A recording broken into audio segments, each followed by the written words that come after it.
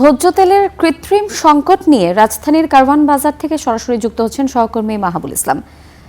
মাহাবুল, আমাদেরকে জানাবেন ভোজ্য তেলের সরবরাহ নিয়ে কি বলছেন বিক্রেতারা, আর দাম নিয়ে ক্রেতাদের অভিযোগ আছে কিনা সে বিষয়ে জানাবেন। ইমা, যেমনটি বলছিলেন যে বৈশ্বিক যে পরিস্থিতি, জ্বালানি সংকটের প্রভাব কিন্তু একটা গুঞ্জন তৈরি হয়েছে, সেই গুঞ্জনটা ভোজ্য তেল পর্যন্ত আসলে ছড়িয়েছে এবং ভোজ্য তেলকে কেন্দ্র করে বিশেষ করে খুচরা পর্যায়ে কিছু গুঞ্জন রয়েছে, অনেকেই বিভিন্ন অজুহাতে কিন্তু দাম বেশি নিচ্ছেন।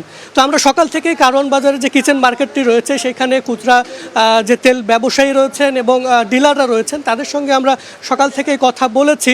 এখানে কিন্তু আমরা খুব বেশি দামের যে পার্থক্যটা আসলে খুব বেশি দেখি নেই, বা বেশি নেওয়ার যে অভিযোগ আমরা বিভিন্ন এলাকা থেকে পাচ্ছি সেই দৃশ্য কিন্তু আসলে আমরা দেখি নাই। এবং যেটা আমরা এখানকার ব্যবসায়ীরা যেটা বলছেন যে কোম্পানিগুলোর কিছু নীতি গত এক সপ্তাহ আগে পরিবর্তন হয়েছে এবং সেই নীতির প্রভাবে কিছুটা প্রভাব কিন্তু আসলে খুচরা মার্কেটে পড়েছে এবং এর ফলে যেটা হয়েছে যে খুচরা ব্যবসায়ী কোম্পানির যে নীতিগুলো সেটা কিন্তু আসলে এখনও বুঝে উঠতে পারেননি এবং দেখা যাচ্ছে যে আগে যেখানে ব্যবসায়ীরা একটু বেশি লাভ করতে পারতেন, কোম্পানি সেখানে লাভের পরিমাণ কমিয়ে দেওয়ার কারণে খুচরা পর্যায়ের অনেক ব্যবসায়ী তারা হচ্ছে বেশি দাম দিয়ে খুচরা পর্যায়ে বিক্রি করছে এবং কিছু কিছু ক্ষেত্রে যেটা হচ্ছে যে যেহেতু বা এই একটা ক্রাইসিস চলছে জ্বালানি তেলের ক্ষেত্রে, সেই ক্রাইসিসের অজুহাত দিয়ে কিন্তু ভোজ্য তেলের দাম বাড়ানো হয়েছে। যদিও আসলে ডিলাররা যেটি বলছেন যে আসলে কোনো প্রভাব আসলে খুব একটা পড়ে নাই, কিছুটা সংকটের কথা তারা তুলে ধরছেন। আমরা এই মুহূর্তে একজন ডিলারের সঙ্গে কথা বলবো যে আসলে তেলের বাজারে এখন কি হচ্ছে, আসলে পরিস্থিতিটা কি। পরিস্থিতি হলো তেল যেভাবে আমাদের প্রয়োজন প্রতিদিন কারণ বাজারে ওইভাবে কোম্পানিগুলো দিচ্ছে না।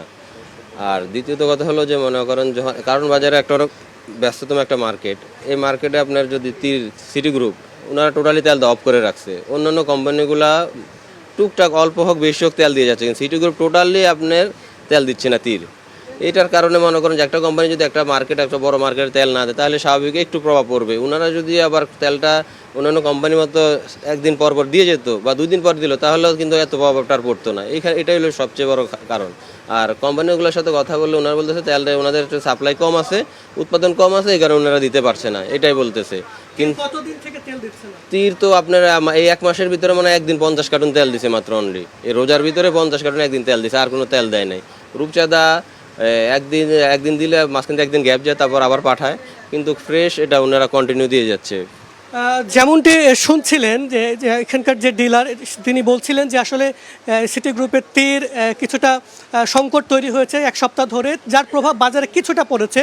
তবে এটি কিন্তু সংকটের মূল কারণ নয়, কিছুটা প্রভাব পড়েছে এবং সেটির সুযোগ কিন্তু যে কিছু ব্যবসায়ী আসলে নেওয়ার চেষ্টা করছেন। সার্বিকভাবে কিছুটা সংকট বাজারে কিন্তু রয়েছে। তো কারওয়ান বাজার থেকে এটি ছিল আমার কাছে সবশেষ খবর। মাহাবুল, আপনাকে অসংখ্য ধন্যবাদ।